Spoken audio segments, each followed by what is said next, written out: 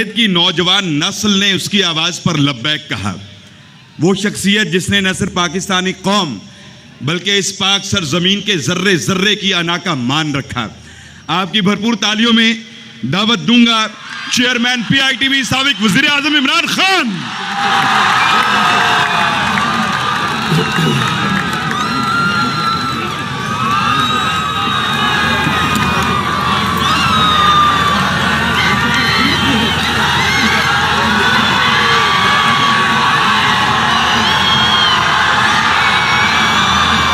بسم اللہ الرحمن الرحیم. ایاک نعبد و ایاک نستعین. میں سب سے پہلے ڈاکٹر زیدی آپ کا شکریہ ادا کرتا ہوں کہ آپ نے مجھے موقع دیا اس ملک کی فیوچر کے سامنے اپنا پروگرام رکھنے کا، ان سے بات چیت کرنے کا. تو میں آپ کا شکریہ ادا کرتا ہوں. ڈاکٹر ارسلان آپ کا بھی کہ آپ نے یہ آرگنائز کیا آج ایونٹ. تھوڑا آپ آرام سے بیٹھ جائیں تاکہ آپ میری بات سن سکیں، کیونکہ آپ عادی نہیں ہیں ایسی باتیں سننے کے لیے جو آج میں آپ کے سامنے کروں گا. پہلے تو میں ٹیکنالوجی کی طرف آ جاؤں. جس طرح بھی ڈاکٹر ارسلان نے بات کی، فیوچر ٹیکنالوجی کا ہے، اور بدقسمتی سے ہم نے جدھر انسینٹیوائز کرنا تھا اپنے ملک کو، اپنی انڈسٹری کو، اپنی آئی ٹی کی انڈسٹری کو، اپنے یوتھ کو، ان کو ٹیکنیکل سکلز دلوانے تھے آئی ٹی کے، بدقسمتی سے ہم نے 20 سال ضائع کیے. ہندوستان ان 20 سالوں کے اندر، 20 سال پہلے ہندوستان کی آئی ٹی ایکسپورٹ 1 ارب تھی. آج ان کی 140 ارب ڈالر کی ایکسپورٹ ہے. تو اب میں آپ کو پرسپیکٹو دینا چاہتا ہوں کہ ہماری ٹوٹل ایکسپورٹس اور ہمارے زمانے میں ایک ریکارڈ ایکسپورٹس ہوئی ہیں 32 ارب ڈالر کی. 32 ارب ڈالر ریکارڈ ایکسپورٹس تھی پاکستان کی. اور جب آپ اس کو یہ دیکھیں کہ ہندوستان کی صرف آئی ٹی کی ایکسپورٹ 140 ارب ہے. سو یہ سوچ لیں کہ ہم نے یہ جو 20 سال اتنے ضائع کیے، اس میں اگر ہم نے ابھی سٹیپس لیے تھے اپنی آئی ٹی ایکسپورٹس بڑھانے کے لیے، تو ہمارا دوسرے سال میں ہماری 35% ایکسپورٹ بڑھی، تیسرے سال میں 45%، اور جو آخری سال تھا اس میں 75% ہماری آئی ٹی ایکسپورٹس بڑھی. ہم نے انسینٹیوائز کیا، ہم نے اسپیشل آئی ٹی زونز شروع کی جس کے اندر ٹیکس انسینٹیوز دیے. میں یہ اس لیے آپ کو جلدی جلدی بتا رہا ہوں کیونکہ ابھی میں نے آپ سے اور بھی باتیں کرنی ہیں. مجھے لگ رہا ہے اتنا زیادہ آپ کو آئی ٹی کے اندر انٹرسٹ نہیں ہے جتنا ہونا چاہیے.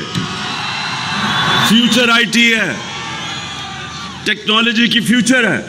ابھی اس نے ارسلان نے آپ کو کہا کہ ایک چھوٹی سی آئی ٹی کمپنی نے 20 ارب ڈالر کی اپنی آئی ٹی کی کمپنی بیچی ہے. چھوٹی سی کمپنی. آئی ٹی کے اندر 30 سال کی کم سے نوجوان اپنی کمپنیز بناتے ہیں اور بلینئرز بن جاتے ہیں. تو یہ دنیا اس طرف جا رہی ہے، اور ہماری اب پوری کوشش تھی ہماری گورنمنٹ کی، اور انشاءاللہ جب بھی آگے آئے گی، کہ ہمارا پورا ہی ایمفسس سٹارٹ اپس کو، کیسے ہم نے آئی ٹی سٹارٹ اپس کو انسینٹیوائز کرنا ہے، ان کے لیے زیرو ٹیکسیشن، ہماری آئی ٹی کمپنیز کے لیے زیرو ٹیکسیشن، ہمارا جو فری لانسرز ہیں ان کو 100% ہم نے کیپٹل گینز ٹیکس معاف کر دینا ہے تاکہ وہ کام کریں، انسینٹیوائز ہوں. لیکن میں اب میں کیونکہ بڑی دیر کے بعد گورنمنٹ کالج آیا ہوں، میں یہ چاہتا ہوں کہ اب آپ غور سے میری باتیں سنیں کہ انسان اور جانور میں فرق کیا ہے. انسان اور جانور میں کیا فرق ہے؟ دو بہت بڑے فرق ہیں. میں پہلے تو ایک ایرسٹوٹل نے 2500 سال پہلے ایک بات کہی. یہ گورنمنٹ کالج غور سے میری بات سننا. 2500 سال پہلے اس نے بات کی کہ اگر ایک معاشرے میں ظلم اور ناانصافی ہے، اگر معاشرے میں ظلم اور ناانصافی ہے، سارے معاشرے کے لوگ اس کے خلاف کھڑے ہوں گے، آواز بلند کریں گے، یعنی سیاست میں آئیں گے اس کو کاؤنٹر کرنے کے لیے. لیکن دو طبقے ظلم اور ناانصافی کا مقابلہ نہیں کریں گے. نمبر ون جو بزدل ہیں، جو ڈرتے ہیں کہ ہم یہ طاقتور ظالم کے سامنے کھڑے ہوں گے تو وہ ہمارے پر ظلم کرے گا. کوفہ کے لوگ، ان کو پتا تھا کہ حضرت امام حسین سچ پہ کھڑے ہیں، ان کو پتا تھا وہ رائے حق پہ ہیں، لیکن کوفہ کے لوگوں نے یزید کے ظلم سے ڈر کے حضرت امام حسین کی مدد نہیں کی. اور اسلام کی تاریخ کا سب سے بڑی ٹریجڈی تھی جو ثانیہ تھا وہ ہونے دیا، اور ہمیشہ پچھتائے. تو ایک تو بزدل ظلم کا مقابلہ نہیں کرتے، اور دوسرے خود غرض. اگر میں سمجھ رہا ہوں میری زندگی بڑی آسان ہے، میرے پہ سب کچھ ہے اور میرے معاشرے پہ ظلم ہو رہا ہے، لیکن میں کہوں کہ میری زندگی پہ کیا فرق پڑے گا، میں تو انجوائے کر رہا ہوں، میری زندگی آسان ہے. یہ سب سے بڑا پرابلم پاکستان کی ایلیٹ کا ہے کہ ہماری ایلیٹ کیونکہ وہ کمفرٹیبل ہے، آسان زندگی ہے، نوکر ہیں. آپ انگلینڈ، یورپ وہاں جا کے کام کریں، نوکر نہیں، نوکر کو شاید ہی کوئی افورڈ کر سکتا ہے. یہ آسان زندگی ہے. تو وہ سوچتے ہیں کہ ہم کیوں ظالم کا مقابلہ کریں، اور اس طرح ایک معاشرہ غلام بن جاتا ہے. ظلم کے غلام بن جاتے ہیں، خوف کے غلام بن جاتے ہیں.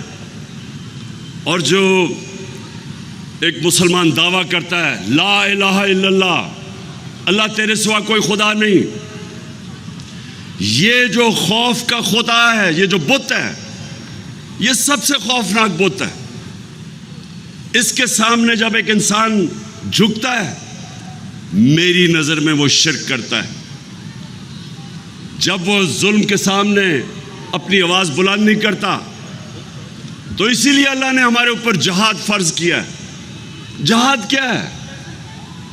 ظلم کا مقابلہ کرنا، ناانصافی کے سامنے کھڑے ہونا. جب آپ جہاد مطلب ظلم کے سامنے کھڑے ہوتے ہیں، ظلم ختم کر دیتے ہیں. اب یہاں کیا ہوا پاکستان میں؟ ایک American under secretary of state Donald Lu, وہ پاکستانی کے ایمبیسڈر اسد مجید، زبردست ایمبیسڈر ہمارا واشنگٹن میں، اس کو بلاتا ہے، ان سے میٹنگ کرتا ہے. 7 مارچ کو اس سے میٹنگ کر کے کہتا ہے کہ اگر آپ نے عمران خان کو پرائم منسٹرشپ سے نہ ہٹایا تو پاکستان کو بڑا کانسیکوینسز ہوں گے پاکستان کے لیے. اگر آپ نے اس کو ہٹا دیا، اور کہنے کا مطلب یہ تھا کہ اگر آپ چیری بلاسم کو لے آئیں گے، یعنی جس کی اسپیشلٹی ہے بوٹ پالش کرنا، تو پھر کیا ہم پاکستان کو معاف کر دیں گے؟ یہ ہے وہ سائفر جو ہمارا ایمبیسڈر بھیجتا ہے فارن آفس کو، مجھے آتا ہے. میں وہ دیکھتا ہوں. اب یہ ذرا گورنمنٹ کالج، آپ ایک ملک کے ماشاءاللہ ان چھوٹے سے طبقے کے لوگ جن کو کوالٹی ایجوکیشن ملتی ہے، تو ذرا آپ یہ سنیں کہ ایک ملک کا پرائم منسٹر، اس کو ایک ایمبیسڈر جو اس کے نیچے کام کر رہا ہے، ایمبیسڈر سے آتا ہے کہ جی وہ ڈونلڈ لو ایمبیسڈر کو کہہ رہا ہے کہ اگر آپ عمران خان کو نہیں ہٹائیں گے تو پاکستان کے کانسیکوینسز ہوں گے. اب ایمبیسڈر نے تو نہیں ہٹانا تھا، وہ تو میرے نیچے ہے. کس کو پیغام دے رہا تھا؟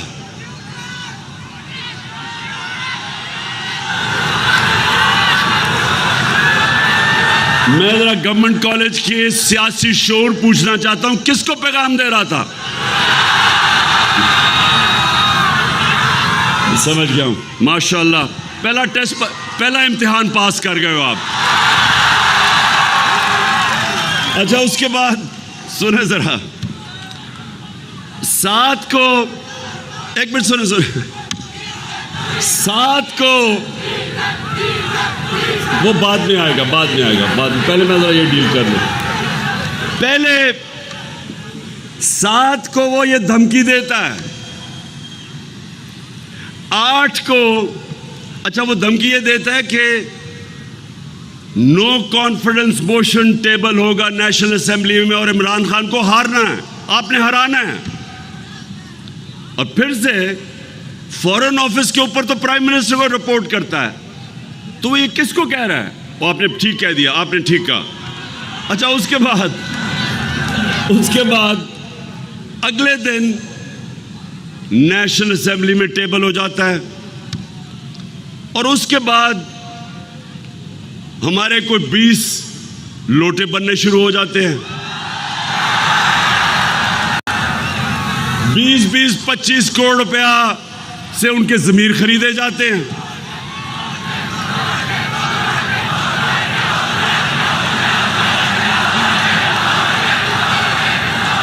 اور پھر ہمارے جو اتحادی وہ باری باری جانا شروع ہو جاتے ہیں. اس سے پہلے امریکن ایمبیسی ان لوگوں کو جو ہمارے لوٹے ہوتے ہیں ان میں سے جو چند بڑے لوٹے ہیں ان کو بنانا شروع کر دیتے ہیں.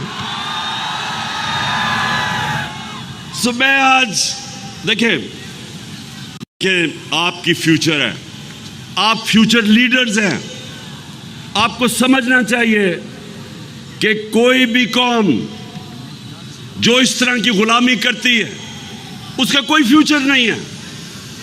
آپ کا جو یہ سب سے جو اسٹوڈنٹ اس گورنمنٹ کالج سے نکلا، جو میرے نظریاتی رول ماڈل، جو شاید ہی مسلمان دنیا میں 500 سال میں اس طرح کا ایک ذہن آیا تھا، انٹلیکچوئل آیا تھا، ڈاکٹر علامہ اقبال.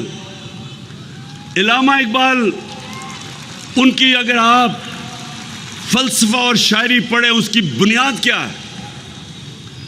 وہ ایک غلام ہندوستان کے مسلمانوں کو جگانے کی کوشش کر رہے تھے، اور وہ یہ کہہ رہے تھے کہ غلام کی کوئی پرواز نہیں ہوتی. اقبال کا شاہین تو وہ بنتا ہے جو اپنی زمین کی زنجیریں توڑ دیتا ہے. جب تک آپ غلامی کی زنجیریں نہیں توڑیں گے، اقبال کا شاہین نہیں بن سکتے، آپ بڑے کام نہیں کر سکتے. آپ کی پرواز دوسرے انسانوں سے اوپر نہیں جا سکتی. اور مجھے جو مولانا رومی کی بات میں ہمیشہ اپنے نوجوانوں کو بتاتا ہوں، مولانا رومی کہتے ہیں کہ جب اللہ نے تمہیں پر دیے تو چونٹیوں کی طرح زمین پہ کیوں رینگ رہے ہو؟ ان ادر ورڈز، اللہ نے انسان کو اشرف المخلوقات بنایا ہے، سب سے عظیم مخلوق. فرشتوں کو کہا انسان کے سامنے جھکو، اور جب وہ نہیں جھکا شیطان، تو اللہ نے شیطان کو کہا کہ تمہیں بھی نہیں پتا کہ میں نے کتنی صلاحیت دی ہے انسان میں. کہنے کا مقصد یہ ہے کہ ہم سب کو اللہ نے پر دیے ہوئے ہیں. ہماری پرواز اوپر جا ہی نہیں سکتی جب تک ہم آزاد نہیں ہوتے.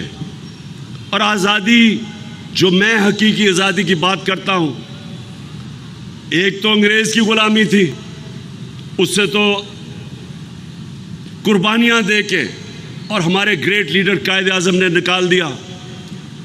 لیکن ابھی دوسری غلامی ہے جسے نیو کلونیلزم کہتے ہیں.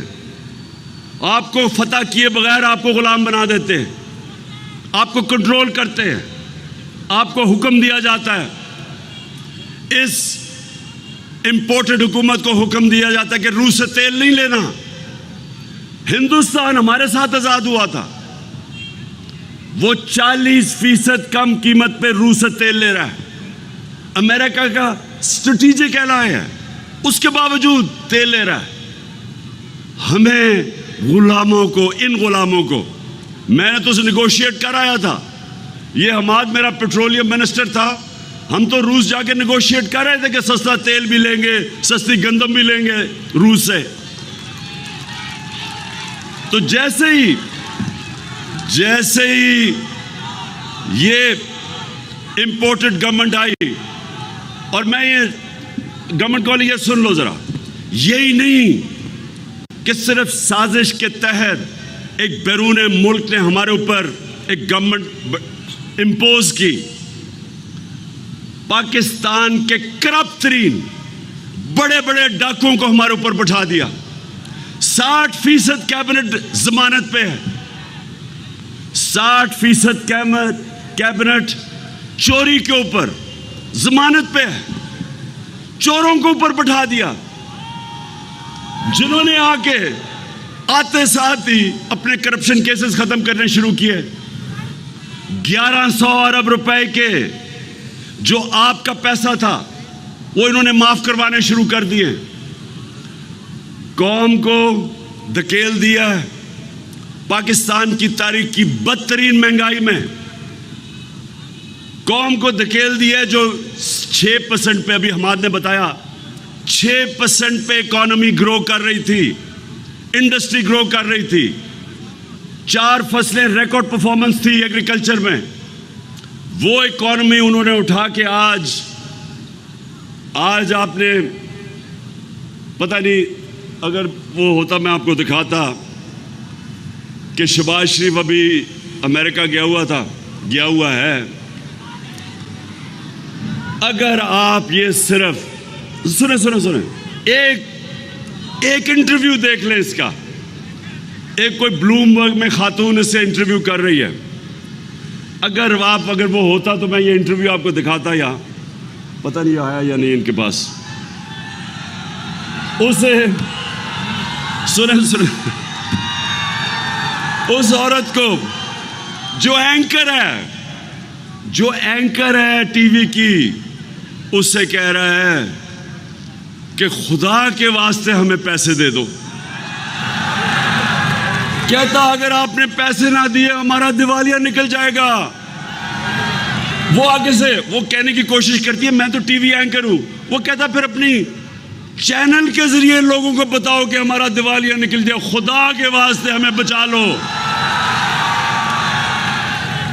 تو وہ ملک 5 مہینے پہلے اکنامک سروے آف پاکستان کے مطابق جو انہوں نے پبلش کی ہے، جس کے اندر 17 سال کے بعد پاکستان کی بہترین پرفارمنس تھی، وہ ملک کا آج پرائم منسٹر کہہ رہا ہے کہ جی ہم اپنے قرضے نہیں واپس کر سکتے، ہمارا دیوالیہ نکل گیا ہے، خدا کے واسطے ہمیں پیسے دے دو. وہ بھی آپ نے نہیں سنا اس کا کہیں کہ میں مانگنے نہیں آیا لیکن میں مجبور ہوں. تو گورنمنٹ کالج دیکھیں، یہ اگر ان لوگوں کو ہم اپنے اوپر تسلیم کر لیتے ہیں، میں آپ کو یقین دلاتا ہوں کہ جو ملک اپنی آزادی رائے حق پہ کھڑا نہیں ہوتا، نا انصافی کا مقابلہ نہیں کرتا، تو اللہ قرآن میں کہتا ہے کہ میری زمین پہ نکل کے دیکھو کتنی قومیں میں نے تباہ کی جو میرے حکم پہ نہیں چلی. قومیں رہتی نہیں ہیں. میری زندگی کے اندر پاکستان ٹوٹا. ہم نے ایسٹ پاکستان سے انصاف نہیں کیا. ہم نے ان کو جس طرح رکھا.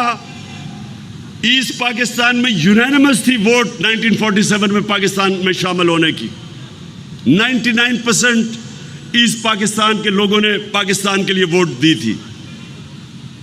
ہم نے ان سے انصاف نہیں کیا. وہ ہمارے سے ملک، میری زندگی میں ملک ٹوٹا.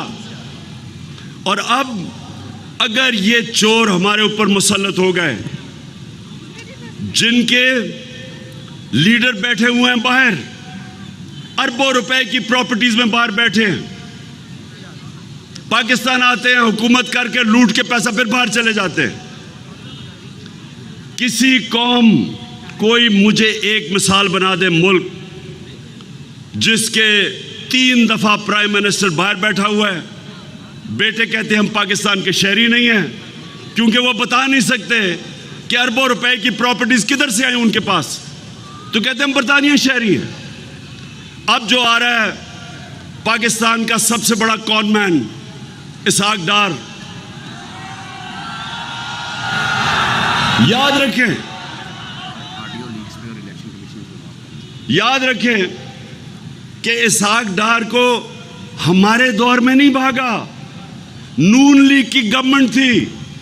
نیب نے اس کو سوال کے لیے بلایا، پوچھا کہ تمہارے والد صاحب کی بڑے محنت کش سے سائیکل کی دکان تھی، تو آپ تو اربوں پتی بن گئے، کدھر سے پیسہ آیا؟ تو کیونکہ جواب نہیں دے سکتا تھا ملک سے باہر بھاگ گیا اور پرائم منسٹر کے جہاز میں ملک سے باہر گیا اور کہتا میں علاج کروانے گیا ہوں. وہ 3.5 سال سے علاج ہو رہا ہے، وہ ابھی تک نہیں پتا کس چیز کا علاج ہے. اب واپس آ رہا ہے، اور واپس آ رہا ہے ڈیل کے تحت. یہاں ڈیلز ہوتی ہیں چوروں کے ساتھ. NRO دیا جاتا ہے چوروں کو، اس لیے چوری ختم نہیں ہوتی، اس لیے ملک آگے نہیں بڑھ سکتا، اس لیے منی لانڈرنگ رک نہیں سکتی. تو اب وہ واپس آ رہا ہے. میں آج ساری قوم کو پوچھتا ہوں، کیا ہم نے یہ تماشا بھیڑ بکریوں کی طرح دیکھنا ہے، یا انسان بن کے رائے حق پہ کھڑا ہونا ہے، ظلم کے خلاف، ناانصافی کے خلاف؟ اور ابھی ایک پہلے وکی لیگ سے شروع ہوئی تھی بات، پھر ڈان لیگز آئی، اب ایک نئی آڈیو لیگز آ گئی ہے. میں ذرا موٹی چیزیں، پہلے تو آڈیو لیگز میں ایک چیز سامنے آ گئی کہ یہ جو چیف الیکشن کمشنر ہے، یہ شریف خاندان کا گھر کا نوکر ہے. ان سے پوچھ رہا ہے، نواز شریف بتا رہا ہے اس کو کہ کن کو ڈسکوالیفائی کرنا ہے، الیکشن کب کروانے ہیں. اور یہ وہ الیکشن کمشنر ہے. میں 3 سال کوشش کرتا رہا کہ پاکستان میں EVM مشینز الیکشنز میں استعمال کی جائے. EVM مشین کا کیا مطلب ہے کہ 90% دھاندلی کرنے کے طریقے EVM مشین کی وجہ سے ختم ہو جاتے ہیں. فری اینڈ فیئر الیکشن ہو سکتا ہے. اس آدمی نے نواز شریف کے کہنے پہ اور زرداری کے کہنے پہ، جنہوں نے جعلی ووٹس بنائی ہوئی ہیں، انہوں نے اس نے EVM مشینز نہیں آنے دیے. تو آج تو اگر اس پہ تھوڑی سی بھی، یہ جو آڈیو لیکس ہوئی ہیں، تھوڑی سی بھی اس میں شرم اور حیا ہو تو آج ریزائن کر دے. لیکن کیونکہ اس میں شرم اور حیا نہیں ہے تو اس کو ہمیں ریزائن کروانا پڑے گا. دوسری چیز،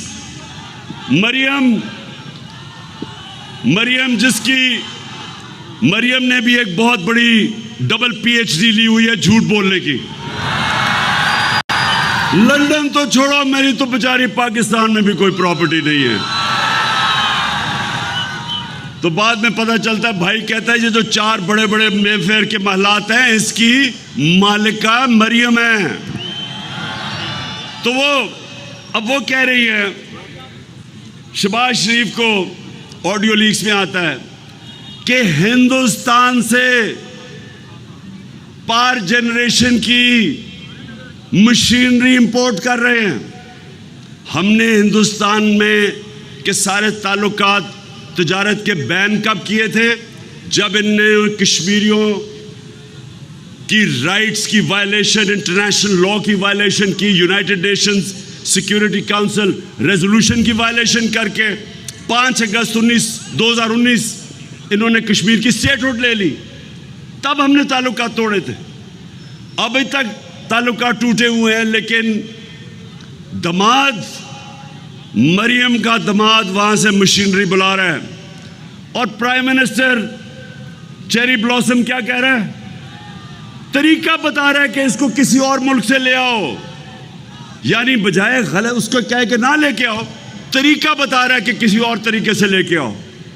پھر ایک گریڈ اسٹیشن اس کی دماد کی ہاؤسنگ سوسائٹی میں لگ رہا ہے. اب گریڈ اسٹیشن وہ کہہ رہے ہیں کہ فکر نہ کرو، ہم نے اس کو ایک طریقہ نکالا ہے کہ وہ بجائے ہاؤسنگ سوسائٹی گریڈ اسٹیشن بنائے گی، کیونکہ یہ ڈیمانڈ ہے. اور گریڈ اسٹیشن 70 کروڑ کا بنتا ہے. اب وہ کیا کرے گا؟ انہوں نے کہا فکر نہ کریں، ہم ایسے کریں گے کہ پاکستانی قوم ٹیکس پیئر پیسہ دے گی 70 کروڑ کا، یعنی آپ کے پیسے سے وہ بنے گا. یہ آ رہا ہے، یہ آڈیو لیکس میں ہے. اور پھر آڈیو لیکس میں اور بھی کچھ آ رہا ہے. ابھی آنے والے دنوں میں آپ قسطوں کی انتظار کریں. ایک یہ بھی آپ سن رہا ہوں میں آ رہا ہے کہ عمران خان کو، وہ مریم کہہ رہی ہے ابا جی کو کہ عمران خان کو ہم توشہ خانہ الیکشن کمیشن کہہ رہے ہیں، میں ڈسکوالیفائی کر دوں گا اس کو، فکر نہ کریں کہ توشہ خانہ کیس. یہ ہے الیکشن کمیشن. اس لیے آج سب کو گورنمنٹ کالج، دیکھیں آپ نوجوان ہیں، گرمی میں آپ بیٹھے ہوئے میں دیکھ رہا ہوں، اس لیے میں صرف آخر میں بات یہ ختم کرتا ہوں کہ جو قوم حق اور سچ پہ نہیں کھڑی ہوتی وہ قوم کا مستقبل نہیں ہوتا. جو قوم امر بالمعروف، اللہ کا حکم ہے کہ اچھائی کے ساتھ کھڑے ہو اور برائی کے خلاف کھڑے ہو. جب ایک قوم میں اچھے اور برائی کی تمیز ختم ہوتی ہے، قوم مر جاتی ہے. یہ میں نوجوانوں کو اس لیے کہہ رہا ہوں کہ جتنی بھی بڑی موومنٹس ہیں، جب بھی انقلابی موومنٹس دنیا میں شروع ہوتی ہیں، جس طرح تحریک پاکستان تھی، اس میں نوجوانوں نے لیڈ کی تھی، یوتھ نے لیڈ کی تھی، آپ جیسے نوجوانوں نے لیڈ کی تھی. یہ جو اب حقیقی آزادی کی تحریک ہے، میں اپنے سارے یونیورسٹی اسٹوڈنٹس، نوجوان طالب علم، میں چاہتا ہوں آپ سب اس میں شامل ہوں اپنی فیوچر کے لیے، اپنے مستقبل کے لیے. میں جب یونیورسٹی میں انگلینڈ میں تھا، ساری یونیورسٹی پولیٹیسائز تھی. جو بھی کچھ ہوتا تھا یونیورسٹی کے اندر پروٹیسٹ ہوتا تھا. یہ جو ویتنام کے اگینسٹ موومنٹ چلی تھی، اینٹی وار، یونیورسٹیز میں چلی تھی. امریکہ میں سول رائٹس موومنٹ چلی تھی، یونیورسٹیز میں چلی تھی. یونیورسٹیز فور فرنٹ ہوتے ہیں رائے حق پہ کھڑے ہونے کے لیے، انصاف کے لیے، حقوق کے لیے. آج آپ سب تیاری کر لیں. میں نے ان کے خلاف، ان چوروں کے خلاف میں نے اب جہاد ڈکلیئر کیا ہے. جب تک میں زندہ ہوں میں ان کا مقابلہ کروں گا اور انشاءاللہ آپ کو جیت کے دکھاؤں گا. پاکستان زندہ باد. میں گزارش کروں گا مہمان خصوصی جناب عمران خان صاحب سے کہ وہ لوگ جن کی انتھک محنتوں سے آج کا دن یہ ممکن ہوا، میں پہلے بلاؤں گا ڈی جی ای گورنر ساجد لطیف صاحب پنجاب آئی ٹی بورڈ، کہ جن کے انتھک محنت سے تعلیم اور ہنر روزگار جیسے شاندار منصوبوں کا آغاز کیا گیا ہے. آپ کی تالیاں کم نہیں پڑنی چاہیے. جناب عمران خان صاحب ان کو اعزازی شیلڈ دے رہے ہیں. اس کے بعد دعوت دوں گا مسٹر عمران علی دینا، جی ایف ایکس مینٹور، وہ تشریف لائیں. عمران علی دینا صاحب. ساتھ ہی میں گزارش کروں گا ثاقب اظہر انیبلر سے کہ وہ بھی تشریف لائیں اور سٹیج پہ رہیں. جناب عمران علی دینا صاحب. اب میں دعوت دوں گا ثاقب اظہر صاحب سے. ثاقب اظہر جلدی آئیں. मिनिस्टर एचडी पंजाब राजा यासिर हुमायूं साहब से गुजारिश करूंगा कि वो भी तशरीफ ले आए। Rice Jamia vice chancellor government college university doctor Asghar Zaidi साहब से गुजारिश करूंगा। Adviser IT doctor Arsalan Khalid साहब से गुजारिश करूंगा कि वो तशरीफ लाएं। इसके बाद रईस जामिया डॉक्टर असगर जैदी साहब और एडवाइजर आईटी से गुजारिश करूंगा कि जनाब इमरान खान साहब को एजाज़ी शील्ड दें। आपकी तालियों की गूंज कम नहीं पड़नी चाहिए। तहे दिल से शुक्रगुजार हैं मेहमान खुसूसी साबिक वज़ीर आज़म इमरान खान साहब के कि वो अपनी गूनागू मसरूफियत से वक्त निकाल कर आप तमाम दोस्तों के लिए यहाँ तशरीफ लाए।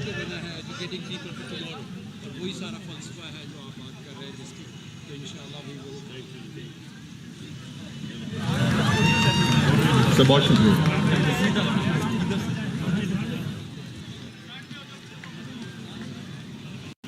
इसके साथ ही आज की ये तकरीब अपने इख्तिताम को पहुंचती है इस नारे के साथ